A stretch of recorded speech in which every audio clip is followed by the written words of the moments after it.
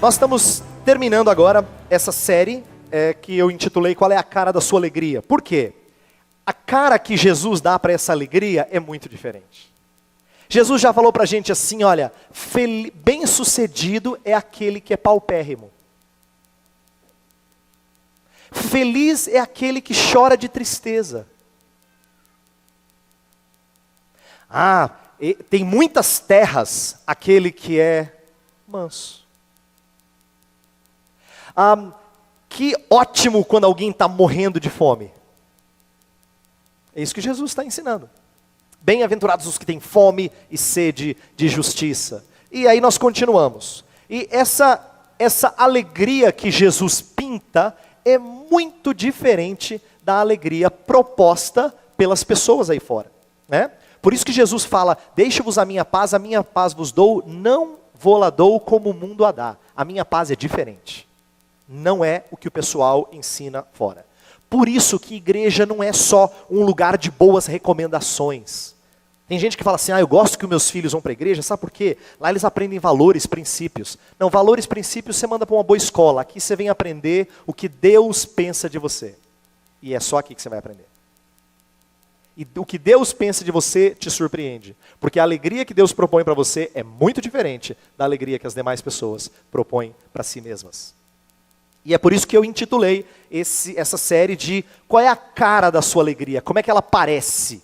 Como é que ela se parece? Será que a sua alegria envolve ser pobre de espírito, chorar de tristeza, ser manso, ter fome e sede de justiça, ser misericordioso, puro de coração? Nós falamos no último domingo que eu preguei, ser pacificador, e hoje nós vamos falar sobre a última.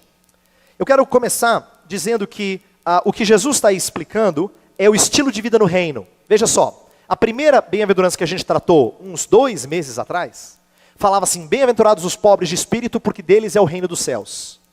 Essa vai dizer, bem-aventurados os que são perseguidos por causa da justiça, porque deles é o reino dos céus. A mesma coisa. Por quê? Porque Jesus está descrevendo em toda a sua lista de bem-aventuranças, o estilo de vida do reino.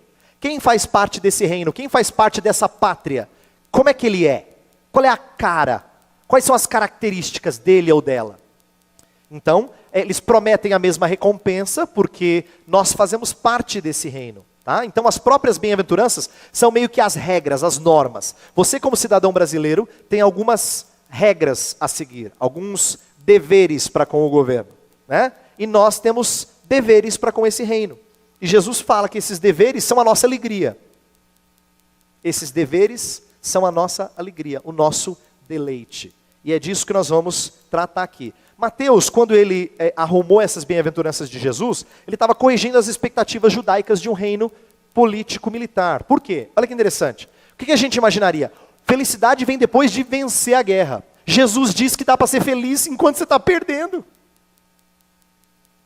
Bem-aventurados os que são perseguidos por causa da justiça.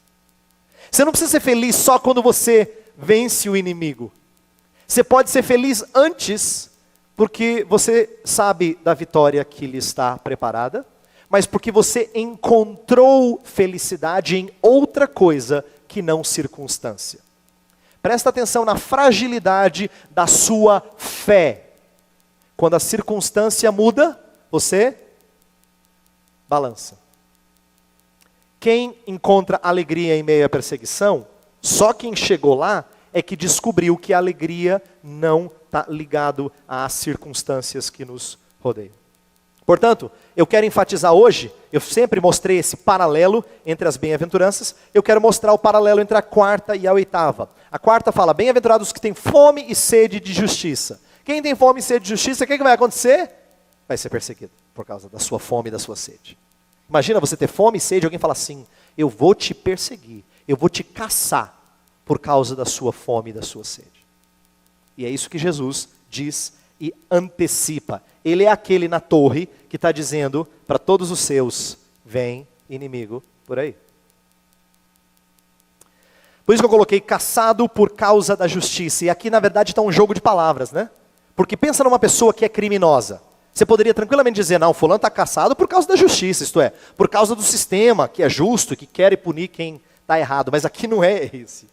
Aqui você é caçado por causa da sua justiça, por causa da sua retidão. E eu vou explicar como, porque isso vai parecer estranho a alguns de vocês, mas Jesus diz algo estranho mesmo, porque a alegria que ele propõe é diferente do mundo.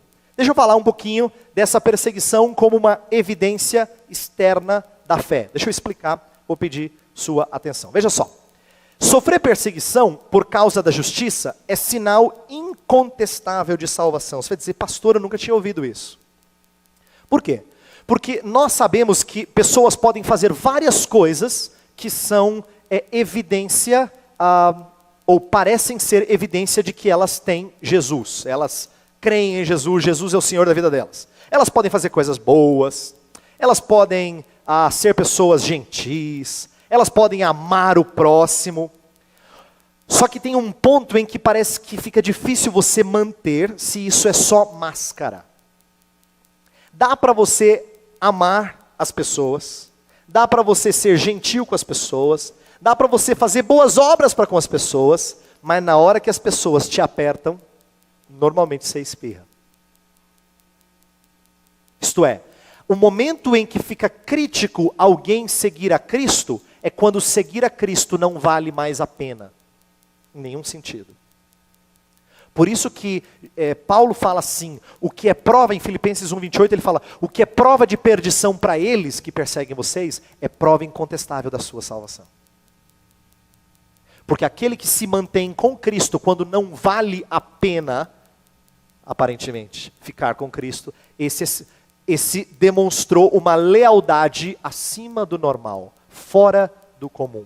Olha só o que diz esses dois textos que eu coloquei aqui embaixo. 2 Timóteo 3,12, Paulo já antecipa para você. Todos quantos querem viver piedosamente em Cristo Jesus serão perseguidos. Presta atenção. Não é um pode acontecer. Vai acontecer. Todos aqueles que querem viver piedosamente em Cristo Jesus serão perseguidos. Vai acontecer. O ponto que ele quer dizer é que vida piedosa incomoda, gera reação de animosidade. Eu vou explicar um pouquinho mais à medida que a gente vai trabalhando o texto. Olha o outro, 1 João 3,13. João fala assim, irmãos, não vos maravilheis se o mundo vos odeia. Não fiquem surpresos. É assim mesmo. É para ser assim. É para ser assim. Agora, o contrário também é perigoso, e eu preciso dizer o que é o contrário.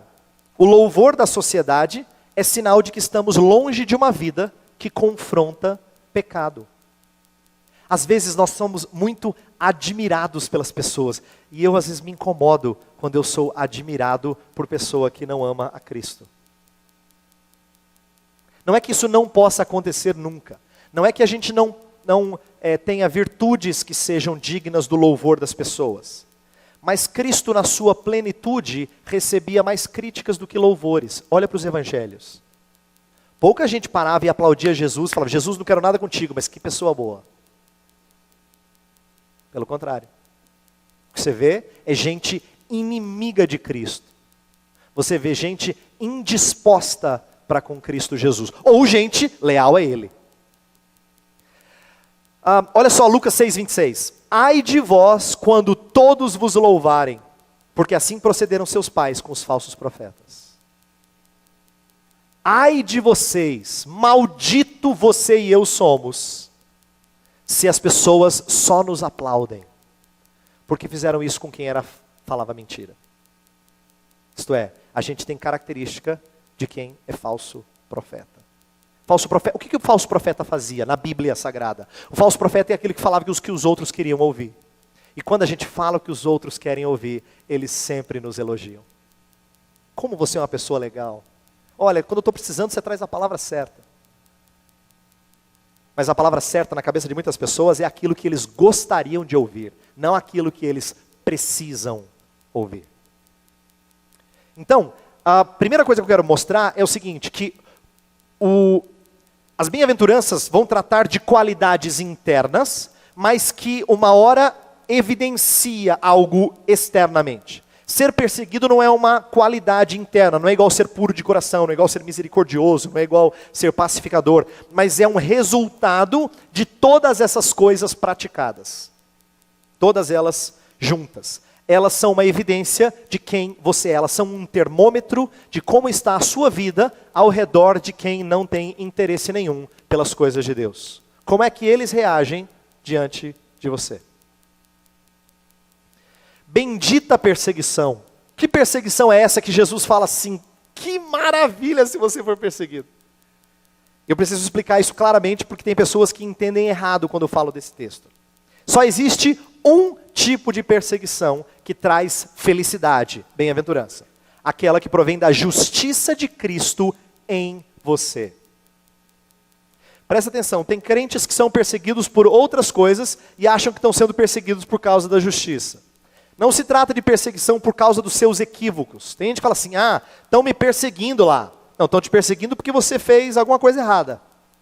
E dá razão deles maltratarem você, ou deles olharem você de maneira diferente.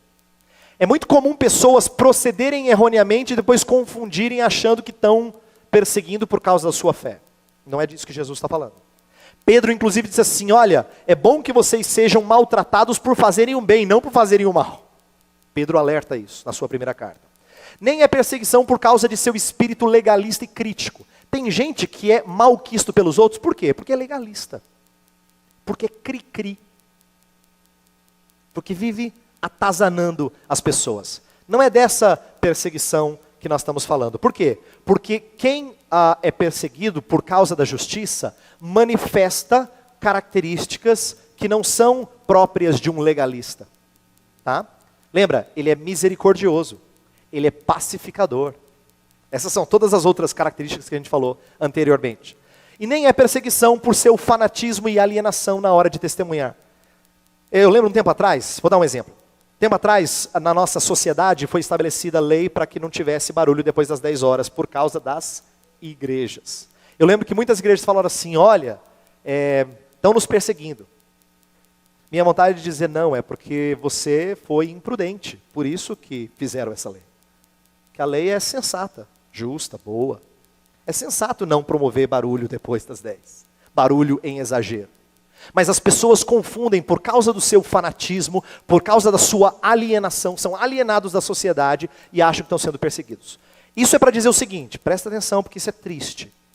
A maioria dos crentes no Brasil não sabe o que é ser perseguido por causa da justiça. Eles acham que são, mas eles não sabem o que é ser perseguido por causa da justiça. A felicidade está em sofrer em nome da justiça. 1 Pedro 4 diz assim, 4 versos 12 a 16. Eu vou ler esse texto porque ele é um texto precioso que complementa a nossa ideia aqui. Veja só. Amados, não estranheis o fogo ardente que surge no meio de vós, destinado a provar-vos, como se alguma coisa extraordinária vos estivesse acontecendo. Pelo contrário, alegrai-vos na medida em que sois participantes dos sofrimentos de Cristo, para que também na revelação da sua glória vos alegreis exultando. Se pelo nome de Cristo sois injuriados, bem-aventurados sois, porque sobre vós repousa o Espírito da glória e de Deus. Não sofra, porém, nenhum de vós como assassino, ou ladrão, ou malfeitor, ou como quem se intromete em negócios de outrem. Mas se sofrer como cristão, não se envergonhe disso. Antes, glorifique a Deus com esse nome. Está vendo? Sofrer pelas razões certas. Não sofra porque você pratica isso, aquilo. Mas se você sofrer por você carregar o nome de cristão, boa coisa é. Alegre-se nisso. Essa é a bendita perseguição. Agora, por que nós somos perseguidos? E aqui é importante eu me aprofundar nesse assunto. Jesus fala assim, bem-aventurados os perseguidos por causa da justiça. Verso 11 fala, bem-aventurados serão vocês quando por minha causa os insultarem, perseguirem, levantarem. Por minha causa. O que é esse por minha causa? Jesus antecipa que se ele foi perseguido, os demais também seriam. Em João 15, ele meio que profetiza, ele profetiza isso. Ele diz que os seus discípulos provariam daquilo que ele provara. Afinal de contas, se perseguiram o mestre, certamente perseguiriam os seus discípulos. Olha só, se o mundo vos odeia, sabei que primeiro do que a vós outros, me odiou a mim. Se vós fosseis do mundo, o mundo amaria o que era seu. Como todavia não sois do mundo, pelo contrário, dele vos escolhi, por isso o mundo vos odeia. Lembrai-vos da palavra que eu vos disse, não é o servo maior do que o seu senhor. Se me perseguiram a mim, também perseguirão a vós outros. Se guardaram a minha palavra, também guardarão a vossa. Tudo isso, porém, vos farão por causa do meu nome, porquanto não conhecem aquele que me enviou. Veja, Jesus falou assim, se perseguiram a mim, perseguirão a vocês. O servo não é maior do que o seu senhor. E o que Jesus está dizendo? As pessoas não perseguem aqueles que fazem parte da sua clã. Mas nós não gostamos daqueles que não fazem parte da nossa clã. A gente se incomoda com quem é diferente de nós. Mas quando o incômodo é pequeno, talvez a gente não promova tanta discórdia. Agora, quando o incômodo é grande, aí a gente se incomoda. E o que Jesus está dizendo é que o incômodo que ele causa é muito grande. Por isso, as pessoas que estiverem aliadas a ele vão ser perseguidas também. Lembra que quando Saulo de Tarso, que depois vira o apóstolo Paulo, ele é confrontado por Jesus na estrada de Damasco? Jesus fala, Saulo, Saulo, por que me persegues? Saulo não tinha perseguido a pessoa de Jesus diretamente, ele estava perseguindo os cristãos. Mas Jesus não entende assim, por que você está perseguindo os meus queridos? Não. Por que você está me perseguindo? A razão de você estar caçando eles é por causa de mim. É a mim que você odeia. Por quê, Saulo? E Saulo ficou sem palavras.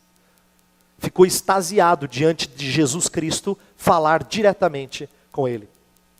Jesus expôs até os religiosos em sua hipocrisia, privando-os do louvor dos homens. Presta atenção no que Jesus provoca nas pessoas. Atenção, porque isso aqui é importante.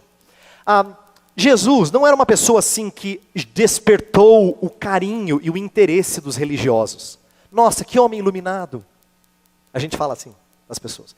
Que homem iluminado, que moça iluminada. Jesus não despertou esse tipo de louvor. Pelo contrário, os religiosos dos seus dias estavam tão incomodados com ele. Por quê? Porque Jesus tirou o louvor dos homens para com os escribas e fariseus. Os escribas e fariseus ficaram desacreditados diante do que Jesus dizia, porque Jesus mostrou que eles eram hipócritas. Eles usavam máscara. Era tudo falsidade.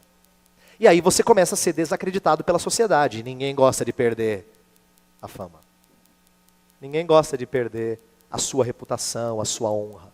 E é por isso que eles odiaram a Cristo Jesus, porque Jesus expôs quem eles eram.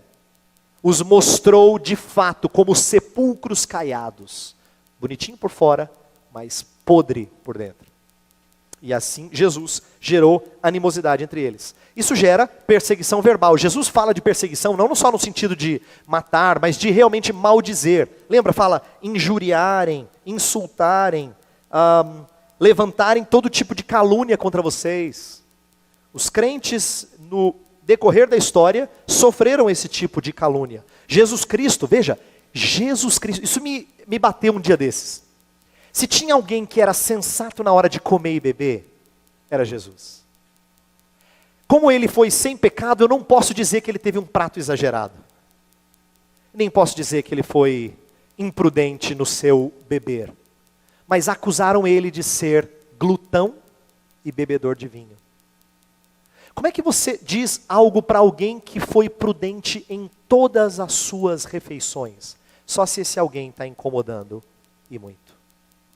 Jesus incomodou tanto que foram capazes de dizer que ele pisava na bola, vamos dizer assim, que ele falhava inclusive nas suas refeições. Abel diz o texto que gerou a ira do seu irmão, porque ele ofereceu sacrifício agradável a Deus, seu irmão o matou.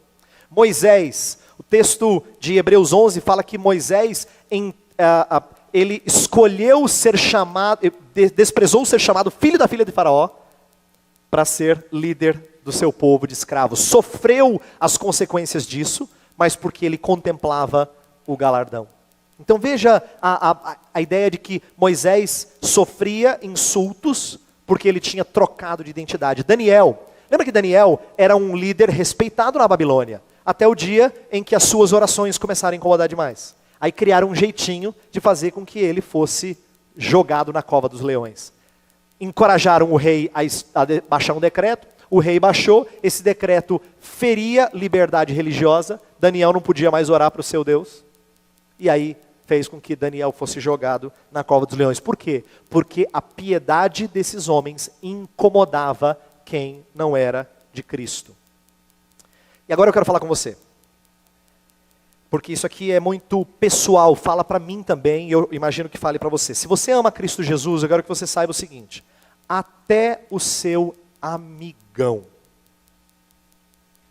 vai se sentir incomodado quando Cristo falar alto. Porque Cristo tem muitas coisas agradáveis a nos dizer, mas algumas delas não são muito agradáveis. Até quem é amigo seu se incomodará com a justiça de Cristo em você. Por quê? Porque a justiça de Cristo em você confronta a impiedade das pessoas. Mas Heber, ela é uma pessoa tão justa, tão boa, tão honesta, só que ela não tem o seu coração rendido a Jesus Cristo. E quando a soberania desse Cristo exigir que ela se renda, ela vai dizer: vamos parar por aqui? Eu quero manter a amizade, gosto muito de você, mas vamos dar um basta? Incomoda, a justiça de Cristo incomoda quem não quer se submeter a esse Cristo. É isso que gera perseguição das pessoas para com crentes. Mas aí vem a parte triste. Quando eu falo de perseguição, sabe o que eu lembro? Sabe o que você normalmente lembra? Ah, pastor, aqueles exemplos da história, né? Da história da igreja. Você ouve falar dos mártires que morreram no Coliseu, lá em Roma. Eu li umas histórias interessantes essa semana. Uma delas, a de Tertuliano, que foi um grande teólogo do século III, em que uma pessoa recém-convertida foi confrontado por outra, dizendo que ele tinha um trabalho que era inconsistente com a fé cristã. Aí ele chegou para Tertuliano, esse pastor, teólogo, e falou assim: Tertuliano, olha, acabei de me converter, eu sou um cristão, amo a Jesus, só que eu tenho que trabalhar. Disseram que o meu trabalho é inconsistente, mas eu tenho que viver. Aí Tertuliano respondeu para ele assim: será que tem mesmo? Tertuliano estava querendo dizer assim: por acaso a sua vida é tão preciosa assim para você trair aquele que deu a sua vida a você? Será que você tem que viver mesmo? Ele estava argumentando uma coisa muito forte. Quando a gente fala assim, olha, isso é importante para mim e tal, mas quando alguém fala assim, ó, é a minha vida, você fala, não, a sua vida tudo bem. Tertuliano falou, não. Será que você tem que viver mesmo? Mas para esse cristão recém-convertido era novidade, né? Então a gente ouve dessas histórias do passado. Eu li há um tempo atrás sobre João Crisóstomo. Ele era um grande pregador, chamado Boca de Ouro, era o apelido dele, por causa da sua eloquência. Só que ele falava algumas coisas que incomodaram o imperador. E aí o imperador resolveu fazer umas ameaças a João Crisóstomo. Primeiro, ele fez a seguinte ameaça. Ele falou assim, olha, pare com essa pregação, porque senão eu vou expulsar você. João Crisóstomo falou assim, o senhor não pode me expulsar, porque o mundo é do meu pai. Aí o imperador ficou irado, disse assim, não, então eu vou matar você. Ele falou, não pode, a minha vida está escondida, oculta em Cristo. O senhor não pode me matar. Aí o imperador falou, então eu vou confiscar as suas riquezas. Ele falou, mas as minhas riquezas estão lá no céu, guardadas com Deus. Aí ele não tinha mais o que falar, falou, então eu vou te lançar para longe dos seus amigos. Você vai ficar para um lugar distante, nunca mais vai ter amigos. Ele falou, mas eu tenho um amigo que disse que ele nunca me abandonaria. João Crisóstomo entendeu que, ainda que ele perdesse tudo aqui, ele não tinha perdido o que era mais valioso para ele. Quando eu ouço histórias assim, eu falo assim, puxa, isso tinha que acontecer mais frequentemente no nosso meio. Por quê? Porque a gente pensa de perseguições em países fechados para o cristianismo, mas por que é tão incomum a gente identificar o típico crente com perseguição? Já pensou nisso? Por que a gente não diz assim, o típico crente lá da aliança, perseguido frequentemente? Por que a gente não pensa assim? Por que é tão raro a gente ponderar sobre perseguição? Eu tenho algumas coisas para a gente pensar. Primeiro, talvez é porque eu e você somos bem amigáveis. Lembra que eu falei 2 semanas atrás, quem esteve aqui deve ter ouvido, sobre ser pacificador. Eu falei, ser pacificador não é ser necessariamente amigável. É bom que a gente seja amigo, mas uma expressão de amizade é ser pacificador, não pacífico. Eu falei 2 semanas atrás. Ser pacificador é difícil. A gente tem dificuldade de pagar o preço do discipulado. Por que isso? Porque nós gostamos dos nossos amigos. Nós gostamos da nossa família. Tanto que a gente diz assim, pastor, eu acho que não tem coisa mais preciosa nessa vida do que família e amigos. Conversa com as pessoas boas que você conhece. Todas elas vão dizer isso. Família e amigos. Não tem nada mais especial. E Jesus disse assim, quem não está disposto a dizer, rejeitar pai e mãe por minha causa, não está pronto. Eu acho que nós somos amigáveis a ponto de ter isso como prioridade na nossa vida. Essa é uma das razões. É muito difícil confrontar a sua amiga, o seu amigo, no erro dele ou dela. Por quê? Porque você teme perdê-la. Você teme demais. Você teme tanto, mais até, do que frustrar o seu Senhor. Nós abaixamos o padrão de piedade diante de descrentes. Isso é comum também. Presta atenção, você tem um jeito de viver aqui na igreja em que você acha lindo a pregação. Nossa, é tão bom quando eu ouço a pregação da palavra. Eu gosto tanto, mas quando você está com pessoas que não são cristãs, não dá para ser igual. Você quase que no automático muda o modo de funcionamento. Né? Muda por quê? Porque as pessoas têm um outro jeito de falar, um outro jeito de se portar, um outro tipo de valor. Então o que acontece com você? Você meio que abaixa o padrão diante delas. O problema é que você deixou de ser sal, porque sal arde na ferida. Luz incomoda quem está acostumado com as trevas. Quem vive anos nas trevas, ter luz na cara dele ou dela é muito irritante. E a gente não tem feito isso porque eu acho que nós não funcionamos como sal ou luz na vida dessas pessoas. A minha tristeza é dizer assim, eu acho que em resumo, ainda é adendo em nossa vida. E eu vou falar com tristeza que talvez isso seja a realidade da sua vida. E da minha, eu espero que não seja. Mas talvez seja a nossa realidade. A gente gosta muito de Jesus. Muito. Nossa, Jesus é especial para mim, Éber. Eu queria que você soubesse que é. Jesus é tudo, a gente tem até os chavões, né? Ah, Deus é tudo. Mas será que Ele é tudo a ponto de tudo que você faz, vive, fala, expressa Ele?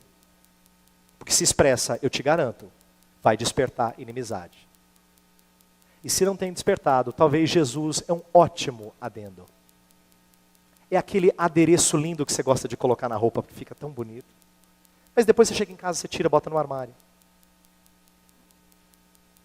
Eu creio que Cristo Jesus, para alguns de nós, é assim.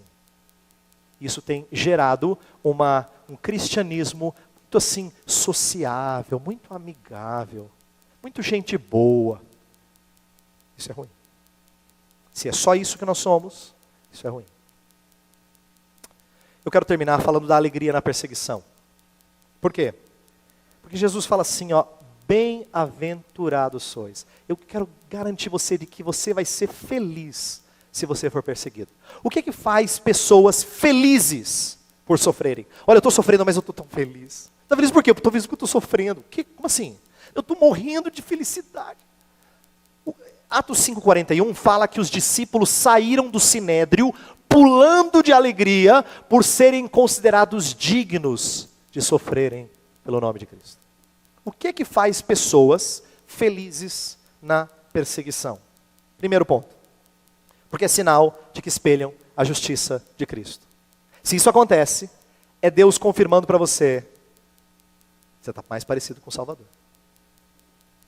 Está mais parecido com o Salvador. E quem ama a Cristo quer ser parecido com Ele. Quem de fato ama a Cristo sabe que esse é o objetivo de nossas vidas. Segundo, porque estamos em boa companhia. Lá no verso 12 do nosso texto, fala assim, alegrem-se e regozijem-se, porque grande é a sua recompensa nos céus, pois da mesma forma perseguiram os profetas que viveram antes de vocês. Quer dizer, os profetas que foram verdadeiros, não os falsos, eles foram perseguidos também. Se você for perseguido, você está em boa companhia. Já pensou? Você no mesmo time com Isaías, Jeremias. Você no mesmo time com gente grande assim. Por quê? Porque você também foi perseguido por causa da justiça. Em Hebreus 11, fala de homens dos quais o mundo não era digno. É engraçado que a sociedade tem uma visão completamente diferente da de Jesus. Para eles, a pessoa boa é aquela que foi louvada pela sociedade. Para Cristo, a pessoa que lhe agrada é aquela que a sociedade o cuspiu e desprezou por causa de Cristo. Olha que inversão. Homens dos quais o mundo não era digno. Porque Deus é galardoador e promete grande recompensa aos perseguidos. Isso aqui, eu vou terminar com isso, quero dizer o seguinte. Você e eu, a nós é prometido recompensa. E Deus quer que você tenha isso em mente. Deus não pede para você sofrer e gostar da dor. Não é isso, seria tolice. Deus pede para você suportá-la, porque você sabe o que vem pela frente. Quem passa por um tratamento dolorido, não passa por tratamento dolorido porque gosta do tratamento dolorido, mas porque espera a recompensa.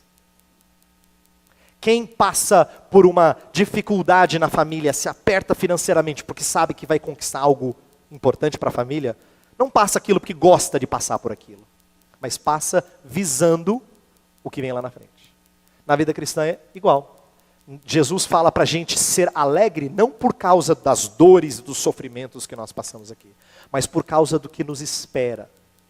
E aí você tem que exercitar essa confiança. E caso você pense assim, pastor, não parece inconsistente essa ideia de que a gente segue Jesus porque Jesus vai nos dar algumas coisas? Não parece interesseiro? Eu vou obedecer Jesus porque ele vai me dar presente. Sabe coisa de criança assim?